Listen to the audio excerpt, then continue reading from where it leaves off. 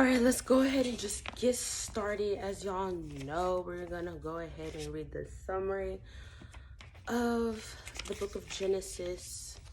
Genesis is the first book of the Bible and explains the creation of the universe and life on earth. It includes Adam and Eve, the fall, the flood, and the dispersion of mankind.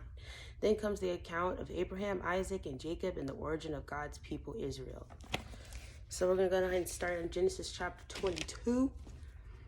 Now it came to pass after these things that God tested Abraham and said to him, Abraham, and he said, Here I am. Then he said, Take now your son, your only son Isaac, whom you love, and go to the land of Moriah, and offer him there as a burnt offering on one of the mountains of which I shall tell you.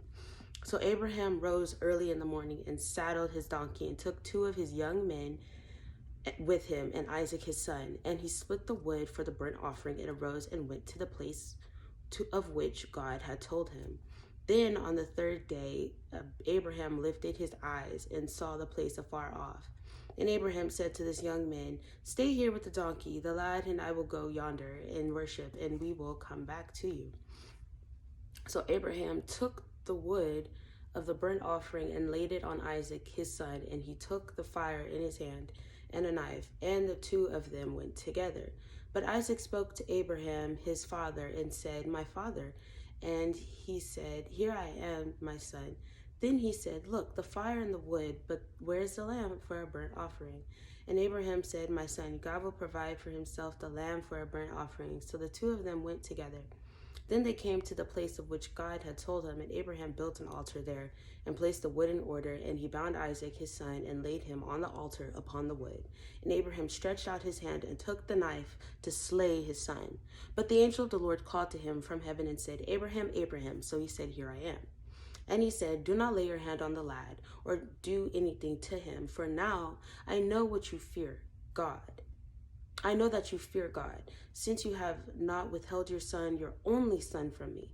Then Abraham lifted his eyes and looked, and there behind him was a ram caught in a thicket by its horns. So Abraham went and took the ram and offered it up for a burnt offering instead of his son.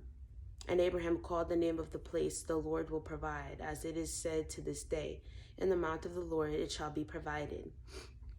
Then the angel of the Lord called to Abraham a second time out of heaven and said, By myself I have sworn, says the Lord, because you have done this thing and have not withheld your son, your only son.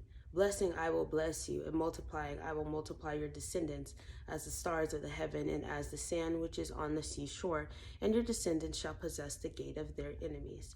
In your seed all the nations of the earth shall be blessed, because you have obeyed my voice. So Abraham returned to his young men, and they rose and went together to Beersheba, and Abraham dwelt at Beersheba. Now it came to pass after these things that it was told Abraham, saying, Indeed, Milcah also has borne children to your brother Nahor. His firstborn was his brother Chimel, the father of Aram, Ches Hazel, Pildash, Jidlaph, and Bethuel. And Bethuel begot Rebekah. These ate Milcah before to Nor, Abraham's brother. His concubine, whose name was Reumah, also bore Tebah, Gaham, Tahash, and Makkah. Chapter 23. Sarah lived 127 years. These were the years of the life of Sarah. So Sarah died in Kirjath Arba, that is Hebron, in the land of Canaan. And Abraham came to mourn for Sarah and to weep for her. Then Abraham stood up from before his dead and spoke to the sons of Heth, saying, I am a foreigner and a visitor among you. Give me property for a burial place among you, that I may bury my dead out of my sight. And the sons of Heth answered Abraham, saying to him, Hear us, my lord, you are a mighty prince among us. Bury your dead in the choicest of our burial places. None of us will withhold from you his burial place, that you may bury your dead. Then Abraham stood up and bowed himself to the people of the land, the sons of Heth. And he spoke with them, saying, If it is your wish that I bury my dead out of my sight, hear me, and meet with Ephron, the son of Zohar, for me, that he may give me the cave of Machpelah, which he has, which is at the end of his field, Let him give it to me at the full price as property for a burial place among you.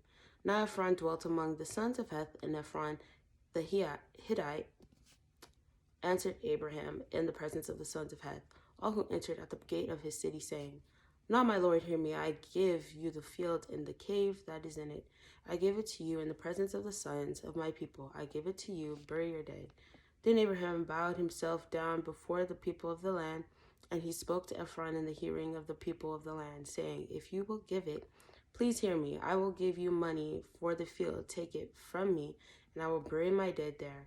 And Ephron answered Abraham, saying to him, My lord, listen to me. The land is worth 400 shekels of silver. What is that between you and me?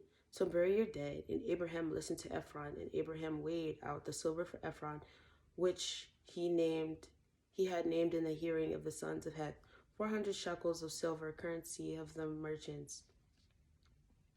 So the field of Ephron, which was in Machpelah, which was before Mamre, the field and the cave which was in it, and all the trees that were in the field, which were within all the surrounding borders, were deeded to Abraham as possession in the presence of the sons of Heth, before all who went in the gate of his city. And after this, Abraham buried Sarah his wife in the cave of the field of Machpelah before Mamre, that is Hebron, in the land of Canaan. So the field and the cave that is in it were deeded to Abraham by the sons of Heth as property for a burial place. Okay.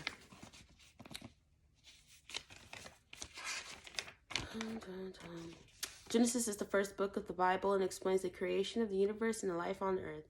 It includes Adam and Eve, the fall and the flood, and the dispersion of mankind. Then comes the account of Abraham, Isaac, and Jacob, and the origin of God's people, Israel.